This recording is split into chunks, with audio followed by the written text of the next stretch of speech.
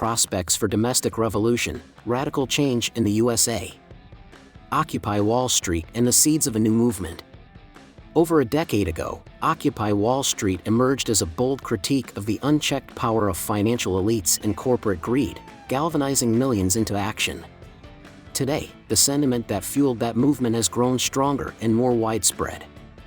An increasing number of Americans are awakening to the urgent need for radical transformation across all facets of society. From endless wars squandering trillions of dollars to the systemic failures in the economy, healthcare, democracy, and criminal justice, millions recognize that the status quo is unsustainable. Both major political parties are seen as complicit in perpetuating these crises rather than solving them. As economic inequality deepens, the public loses faith in institutions. The call for systemic change has become impossible to ignore. To understand the potential for revolution, one must examine the latest election and its broader implications. The rejection of the lesser evil narrative by millions of voters represents not just frustration but a collective realization that neither party is committed to delivering the systemic reforms urgently needed for peace, justice, and human survival. The Democratic establishment's collapse. Kamala Harris's recent electoral defeat is emblematic of the Democratic Party's widening disconnect from its traditional base of working class and progressive voters. Her campaign, instead of addressing the needs of ordinary Americans, doubled down on a strategy that prioritized appeasing wealthy Republican-leaning elites. By embracing figures like Dick Cheney and Liz Cheney, symbols of war and corporate dominance, Harris alienated the progressive wing of the party and disillusioned millions who sought meaningful change. Her administration's refusal to champion policies that resonate with working-class voters, such as universal health care, student debt relief, and a higher minimum wage, further eroded trust. Harris's campaign also made the fatal mistake of sidelining Bernie Sanders, whose populist rhetoric and focus on economic justice had proven to energize large swaths of voters in previous elections. Sanders had warned, "It should come as no great surprise that a Democratic Party which has abandoned working-class people would find that the working class has abandoned them." Will the big money interests and well-paid consultants who control the Democratic Party learn any real lessons from this disastrous campaign? Will they understand the pain and political alienation that tens of millions of Americans are experiencing? Do they have any ideas as to how we can take on the increasingly powerful oligarchy, which has so much economic power? Instead of heeding these warnings, the Democratic National Committee, DNC, doubled down on its gatekeeping tactics. From rigging primaries against progressive candidates to suppressing third-party challengers, the DNC demonstrated its disdain for genuine grassroots movements. This hostility toward progressive politics revealed a deeper truth: the Democratic Party is as committed to preserving the status quo as its Republican counterpart. Economic collapse and rising discontent. Harris's failure was also deeply tied to the economic struggles faced by millions of Americans. Wages have stagnated for decades, inflation has driven up the cost of basic necessities, and housing has become unaffordable for many. These are not isolated issues but symptoms of a broken system that prioritizes corporate profits over human well-being. For ordinary Americans, these economic realities are inescapable. Families teeter on the brink of homelessness, unable to afford rent, groceries, or medical care. Yet, instead of addressing these crises, the Biden-Harris administration funneled over $200 billion into foreign wars, exacerbating public discontent. Trump capitalized on this frustration, positioning himself as a champion of the forgotten working class, despite his own track record of serving corporate interests.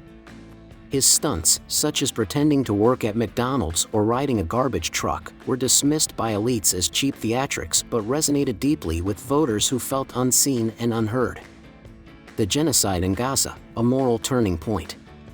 Perhaps the most damning factor in Harris's defeat was her administration's complicity in the Israeli genocide against Palestinians. This ongoing atrocity, described by experts as a textbook case of genocide, has been met with protests across the globe.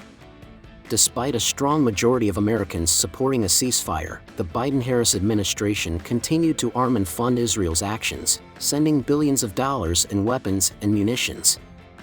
This unrelenting support for Israel's policies alienated progressive and younger voters, many of whom viewed the administration's actions as morally indefensible. Harris's dismissive response to anti-genocide protesters, including a moment where she told them to be quiet if they didn't want Trump to win, became a defining moment of her campaign's failure. By vetoing multiple UN ceasefire resolutions and approving further arms sales, the administration made it clear where its priorities lay. This betrayal of public opinion and human rights alienated not only progressive voters but also many moderates who could not condone such actions. A broken system, oligarchy in action.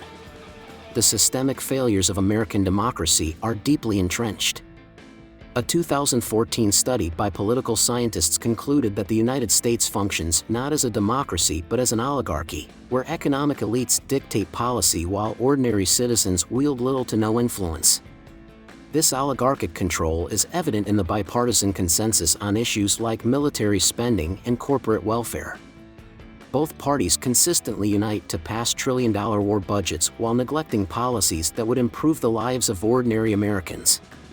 This is not governance for the people, it is governance for the elite.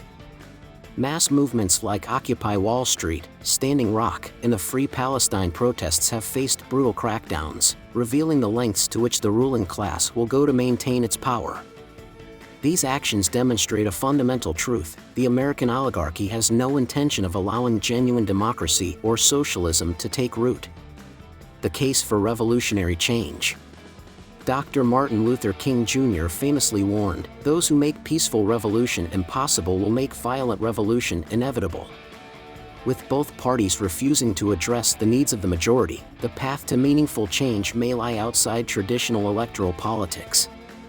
The upcoming We Fight Back event in Washington, D.C., offers a glimmer of hope.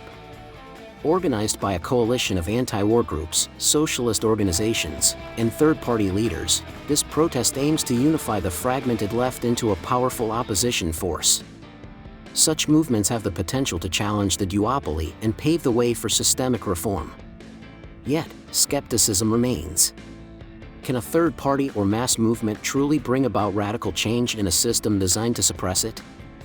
While this question looms large, the alternative, continued submission to the corporate war parties, is untenable. The path forward.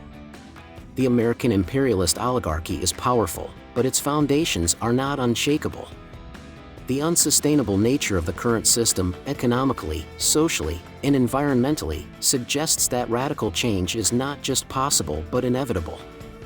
The question is whether this change will be peaceful or violent. Nonviolent revolution remains the ideal.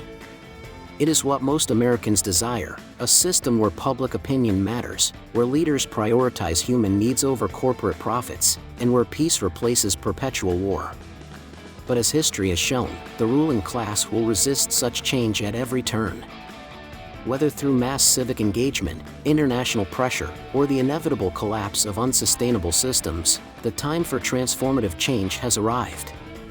Americans must seize this moment to demand a future built on justice, equality, and peace, or risk losing the opportunity forever. Thanks for watching. Please subscribe, share, and like the video. Check out these other From the Other Side specials.